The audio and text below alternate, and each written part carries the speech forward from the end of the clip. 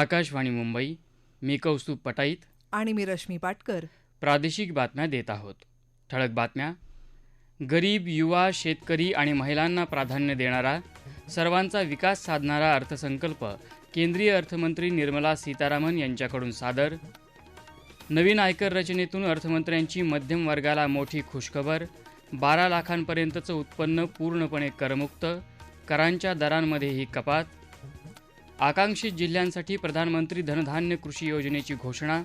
कापूस, डाळी, तेलबियांसाठी विविध योजना. कर्करोगावरची औषधं, दुचाकी, पादत्राणं, कृत्रिम दागिन्यांना कर सवलती मिळाल्यानं स्वस्त होणार. आणि हा अर्थसंकल्प विकसित भारताला चालना देणार असल्याचं सरकारचं प्रतिपादन. मध्यमवर्ग आणि युवकांची निराशा करणारा अर्थसंकल्प असल्याचं विरोधकांचं मत. केंद्रीय अर्थमंत्री निर्मला सीतारामन यांनी 2025-26 या आर्थिक वर्षाचा अर्थसंकल्प आज लोकसभेत सादर केला. या माध्यमातून येत्या 5 वर्षात सर्वांचा विकास करण्याचं सरकारचं उद्दिष्ट असल्याचं त्यांनी स्पष्ट केलं.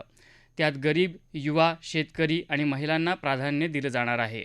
आर्थिक वृद्धीला चालना, सर्वंकष विकास, खाजगी क्षेत्राच्या गुंतवणुकीला प्रोत्साहन, सर्वसामान्यांच्या आकांक्षांना उभारी देणारा आणि मध्यम वर्गाला आणखी बळकट करणारा हा अर्थसंकल्प असल्याचं सीतारामन यांनी सांगितलं. हा अर्थसंकल्प करनिर्धारण, ऊर्जा, शहरी विकास, खाणकाम, वित्त आणि नियामकीय क्षेत्रात सुधारणा घडवून आणणारा आहे, असंही त्या म्हणाल्या.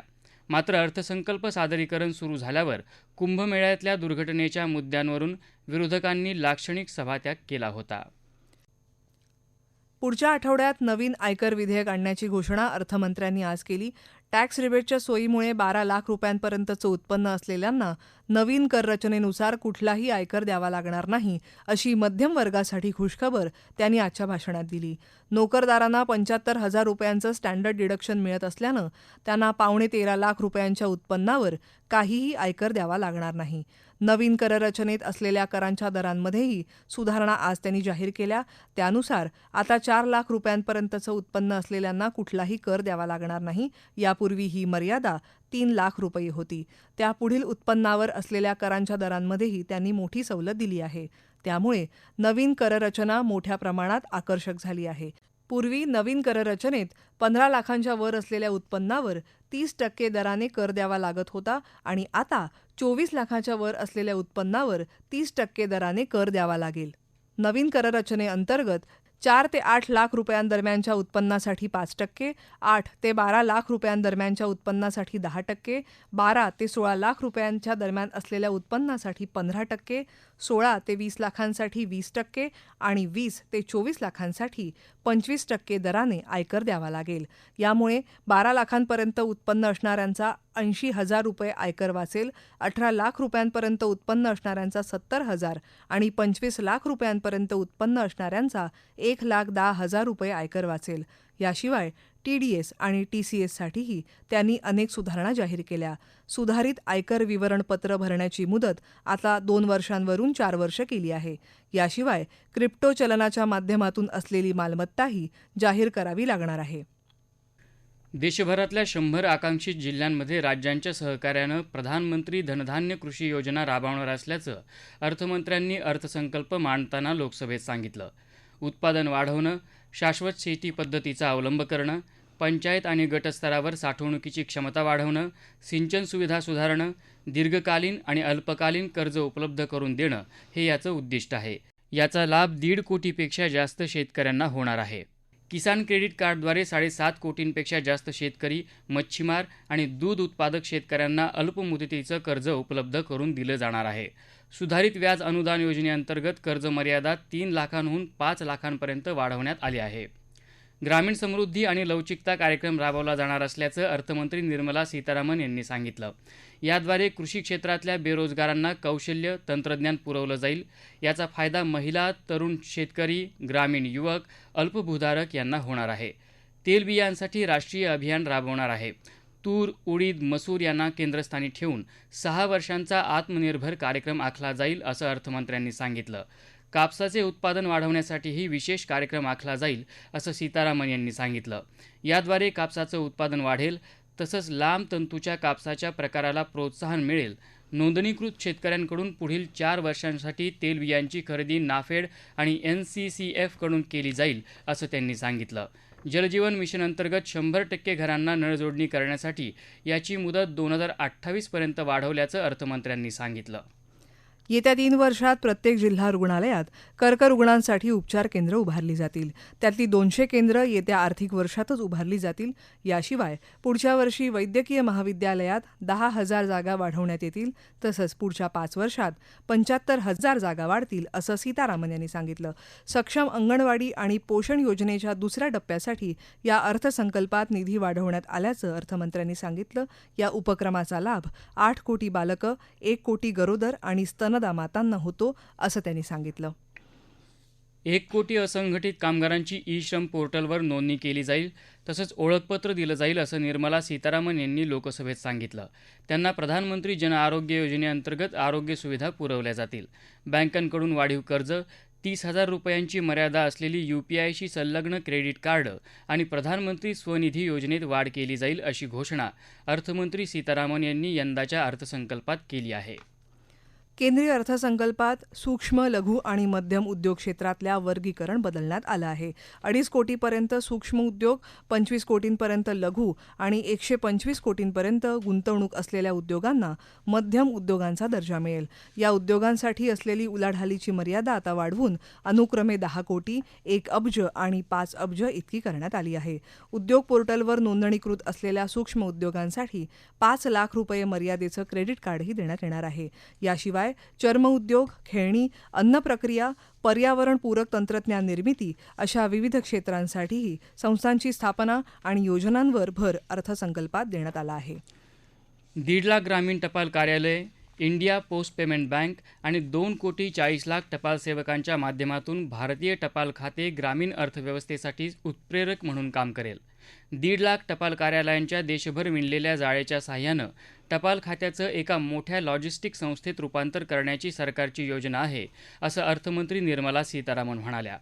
देशातल्या 50 पर्यटन स्थळांचा विकास राज्यांच्या सहकार्यानं केला जाईल असं त्यांनी आज सांगितलं. राज्यांना त्यांच्या कामगिरीवर आधारित प्रोत्साहनपर मदत दिली जाईल असंही अर्थमंत्र्यांनी सांगितलं. होमस्टेसाठी मुद्रा लोन दिलं जाईल. भगवान बुद्धांच्या आयुष्याशी संबंधित स्थळांवर विशेष लक्ष केंद्रित केलं जाईल. वैद्यकीय पर्यटन आणि उपचाराला प्रोत्साहन दिलं जाईल असंही त्या म्हणाल्या. या प्रादेशिक बातम्या आकाशवाणीच्या मुंबई केंद्रावरून देत आहोत. आकाशवाणी मराठी बातम्या या पॉडकास्ट चॅनेलवर बातमीपत्राचं ध्वनिमुद्रण कधीही ऐकता येईल. प्रादेशिक बातमीपत्रात आपलं पुन्हा एकदा स्वागत. अर्थमंत्र्यांनी आजच्या अर्थसंकल्पात कर्करोग, दुर्मिळ आजार आणि इतर गंभीर आजारांवरच्या 36 औषधांना आयात शुल्कातून पूर्ण माफी दिली आहे. याशिवाय 6 जीवनरक्षक औषधांवरचं 5% सवलतीच्या दरातून आयात शुल्क द्यावं लागेल. याशिवाय सुरमी, कॅमेरा तसंच हेडफोनचे सुटे भाग, PCBचे भाग, मोबाईलचे सेन्सर, LED आणि LCDचे भाग, दुचाकी यांच्यावरही आयात शुल्कात सवलत दिल्यानं या वस्तू स्वस्त होतील. मार्बल, ग्रॅनाईट, पादत्राणं, PVC बॅनर, सौर बॅटरी, लोह आणि स्टीलच्या काही वस्तू, स्मार्ट इलेक्ट्रिक मीटर, कृत्रिम दागिने, दुचाकी वाहनं यासारख्या वस्तूंवरच्या शुल्कातही कपात झाल्यानं या वस्तू स्वस्त होतील. भारतनेट प्रकल्पाअंतर्गत ग्रामीण भागातल्या सर्व सरकारी माध्यमिक शाळा आणि प्राथमिक आरोग्य केंद्रांना ब्रॉडबँड जोडणी मिळेल असं अर्थमंत्री निर्मला सीतारामन यांनी लोकसभेत सांगितलं. शालेय उच्च शिक्षणासाठी भारतीय भाषांमधली पुस्तकं डिजिटल स्वरूपात आणण्यासाठी भारतीय भाषा पुस्तक योजना राबवण्यात येणार आहे. Make for India, make for the world अंतर्गत 5 राष्ट्रीय कौशल्य केंद्रांची स्थापनाही केली जाणार आहे. 2014 नंतर सुरू झालेल्या 5 IITमध्ये 6,500 अतिरिक्त विद्यार्थ्यांसाठी पायाभूत सुविधा दिल्या जाणार आहेत. शेती, आरोग्य क्षेत्रानंतर शिक्षण क्षेत्रातही कृत्रिम बुद्धिमत्तेचा वापर करण्याच्या उद्देशाने उत्कृष्टता केंद्रांची स्थापना करण्यात येणार आहे.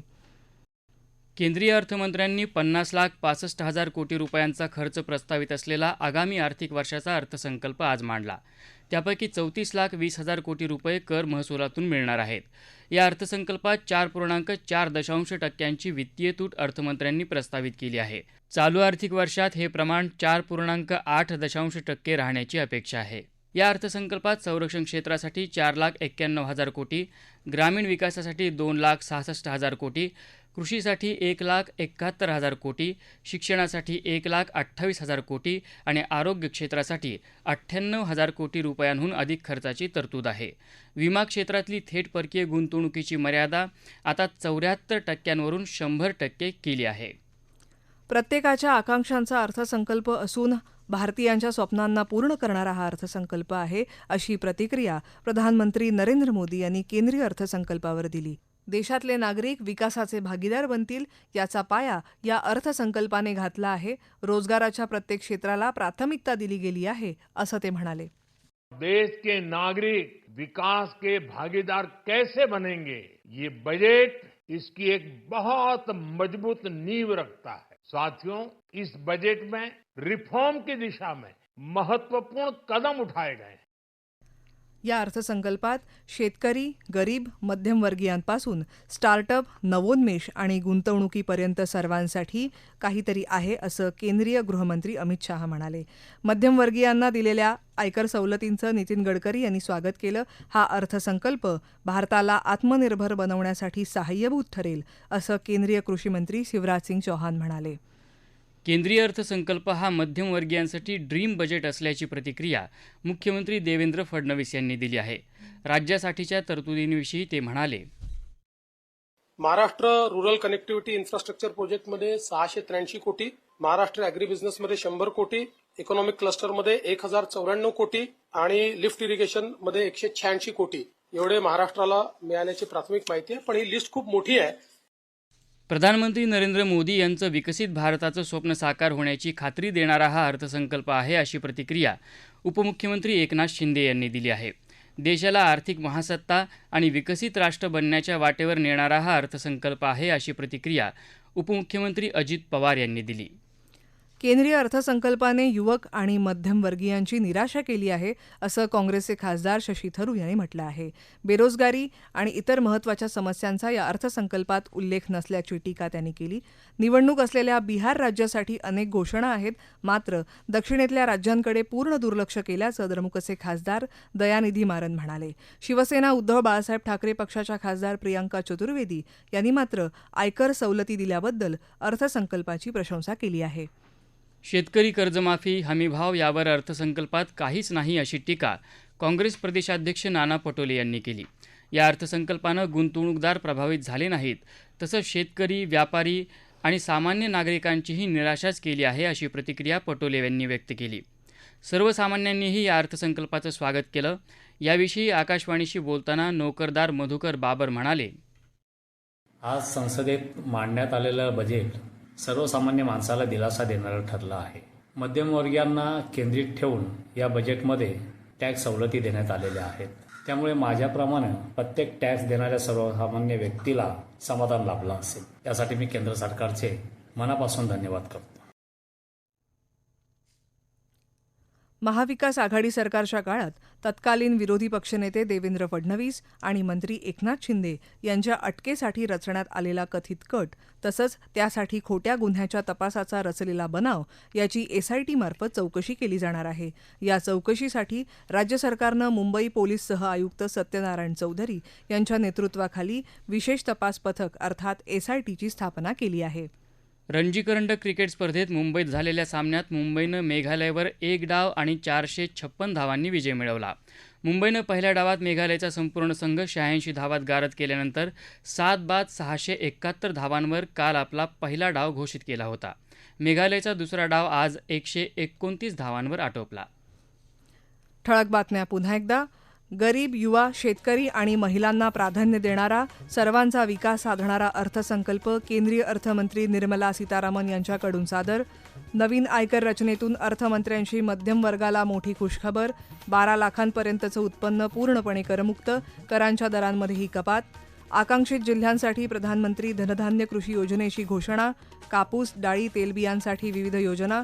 कर्करोगावरची औषधं, दुचाकी, पादत्राणे, कृत्रिम दागिन्यांना करसवलती मिळाल्यानं स्वस्त होणार. आणि हा अर्थसंकल्प विकसित भारताला चालना देणारा असल्याचं सरकारचं प्रतिपादन. मध्यमवर्ग आणि युवकांची निराशा करणारा अर्थसंकल्प असल्याचं विरोधकांचं मत. याबरोबरच आकाशवाणी मुंबई केंद्रावरचं हे प्रादेशिक बातमीपत्र संपलं. आकाशवाणी मुंबईचं पुढचं माय मराठी बातमीपत्र ऐकूयात संध्याकाळी 5 वाजता. नमस्कार.